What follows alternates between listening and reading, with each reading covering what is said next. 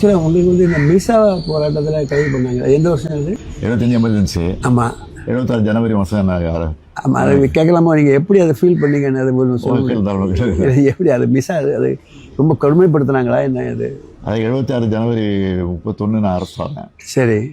ஆட்சி கலைஞ்ச உடனே தலைவர் வீட்டுக்கு போலீஸ் வந்துடுச்சு. உங்களை கைது பண்ணல, உங்கள் பையனை அரெஸ்ட் பண்ண வந்திருக்காங்க. அப்போ நான் ட்ராமாலாம் நினச்சிக்கிட்டு இருந்தேன். முரசை முழங்குன்ற ட்ராமா.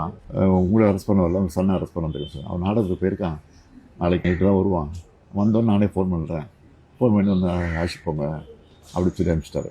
எனக்கு ஃபஸ்ட்டு ஜெயிலில் தான். எப்போவுமே கைதிகளை சிறைக்கு நைட்டில் விளையாடக்கூடாது. ஆனால் என்ன என்ன பண்ணுறாங்கன்னா, நைட்டோட நைட்டாக ஏழுக்கு கூட்டு போய் உள்ளே போகிறான். எனக்கு சுடுகாடு மாதிரி இருக்குது, 10 பறி கொண்டு மாதிரி இருட்டு போவேன். 10ஆம் நம்பரில் கூப்பிட்டு அதில் 10 பேர் வருவாங்க.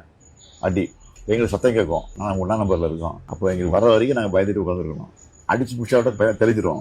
எழுதி கொடுத்துரு, நான் கட்சி விட்டு விளைக்கிறேன் அப்படின்னு கேட்பாங்க. ஒரு 5-6 பேர் எழுதி கொடுத்துட்டாங்க. பயந்து அடி தாங்க முடியாமல். நாங்கள்லாம் முடியாதுன்னு சொல்லிட்டோம். உயிரே போனாலும் நாங்கள் பண்ண முடியாதுன்னு சொல்லிட்டோம்.